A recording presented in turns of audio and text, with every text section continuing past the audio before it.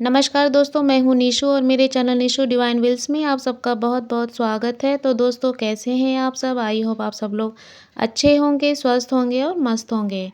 तो दोस्तों आज की वीडियो का मेरा टॉपिक आप देख सकते हैं, स्क्रीन पे लिखा हुआ है कि रक्षाबंधन का शुभ मुहूर्त कब है? तो आइए इसी पर विचार करते हैं।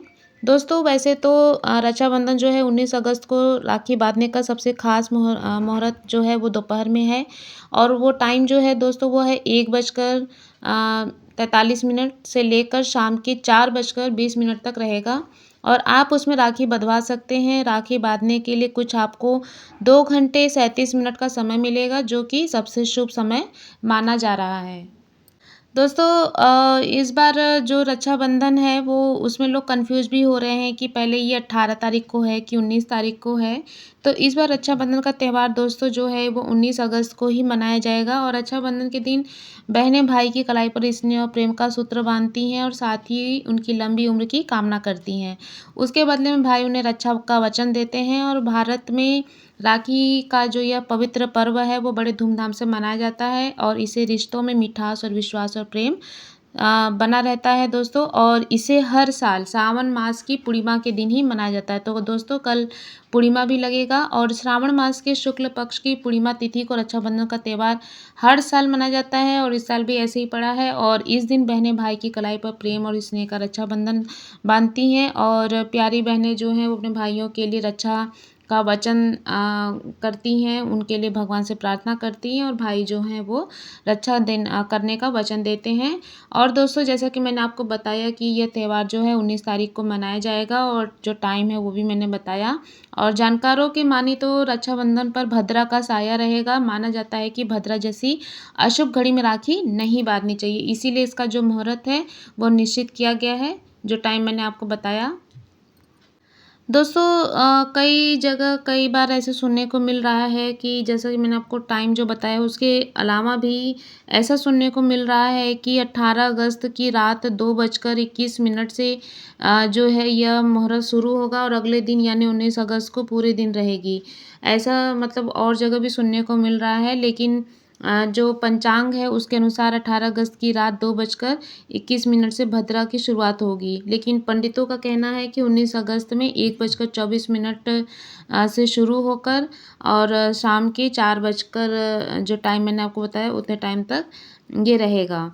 तो कन्फ्यूजन है मुहूर्त को लेके अभी भी, लेकिन ज़्यादातर जगहों पे यही सुना जा रहा है कि दोपहर के 1:43 से यह शुरू होगा और अलग-अलग पंडितों के हिसाब से अलग-अलग टाइम जो है वो निकाला गया है, पंचांग के अनुसार निकाला गया है। तो इन सब चीज़ों को ध्यान रखते हुए आपको आपके पंडित जी या आपके आस-पास में लोग कैसे करते हैं, उसके हिसाब से आप रक्षा सूत्र जो है वो कर सकते हैं। रक्षाबंधन जो है अपना फेस्टिवल जो है वो आप मना सकते हैं, क्योंकि हर जगह हर तरह अलग-अलग टाइम से लोग कर रहे हैं। जैसा कि अभी मैंने आपको 2 टाइम बताया है और उसके अलावा भी लोग अलग-अलग टाइम बता रहे हैं और बन रहा है अद्भुत संयोग। ये मैं आपको बता देती हूँ दोस्तों कि ज्योतिष के अनुसार इस बार रक्षाबंधन दिन जो है वो बहुत ही शुभ है और इस दिन स्वार्थ सिद्धि योग के साथ रवि योग और शोभन योग बन रहा है और साथ ही इस दिन सावन महीने का आखिरी सोमवार भी है और यह अद्भुत संयोग इसे भी शुभकारी बना रहे हैं। और किस हाथ में राखी बाँधनी चाहिए, इसमें भी बहुत लोगों को कन्फ्यूजन होता है और मुझसे कई लोगों ने यह सवाल भी किया है। तो मैं आपको बता देती हूँ दोस्तों, रक्षाबंधन के दिन भाई के दाहिने हाथ में राखी बाँधना शुभ माना जाता है और धर्मशास्त्रों के अनुसार दाहिने हाथ या सीधे हाथ को जीवन के कर्मों का हाथ कहा जाता है और पूरा पुरुष के दाहिने भाग में देवताओं का वास भी माना जाता है। ऐसा कहा जाता है कि दाहिने हाथ से किए गए दान और धार्मिक कार्यों को भगवान शीघ्र स्वीकार करते हैं, इसलिए धार्मिक कार्यों के बाद कलावा आदि भी सीधे हाथ में ही बांधा जाता है। तो राखी बांधते समय बहन लोग इस बात का ध्यान रखिएगा कि जो राखी आप बांधेंगे वो भाई के दाहिने हाथ में ही बांधें। दोस्तों रक्षाबंधन के पीछे मनाने के पीछे एक छोटी सी कहानी हमेशा शुरू से बचपन से सिखाई जाती है। तो उसी स्टोरी को मैं भी आप लोग के सामने अभी दोहरा देती हूँ कि रक्षाबंधन का संबंध जो है वो कृष्ण द्रौपदी से है, महाभारत की कथा से जुड़ी हुई है। युद्ध में पांडवों की जीत को सुनिश्चित करने के लिए भगवान कृष्ण ने युधिष्ठिर को सेना की रक्षा के लिए राखी का त्यौहार मनाने का सुझाव दिया था। वहीं अभिमन्यु युद्ध में विजयी हो इसके लिए उनकी दादी माँ कुंती ने भी उनके हाथ पर रक्षा सूत्र बांधकर भेजा था। और वहीं द्रौपदी ने भी उनकी लाज बचाने वाले अपने सखा और भाई कृष्ण जी को भी राखी बांधी थी। इस दिन सावन के महीने की पूर्णिमा तिथि थी और तब से यह रक्षाबंधन का सूत्र जो है वो फेस्टिवल जो है चला आ रहा है। और रक्षाबंधन का संबंध जो है वो इंद्रदेव से भी है दोस्तों। पौराणिक कथाओं में पति पत्नी के बीच भी राखी का त्यौहार मनाने की परंपरा का वर्णन मिलता है।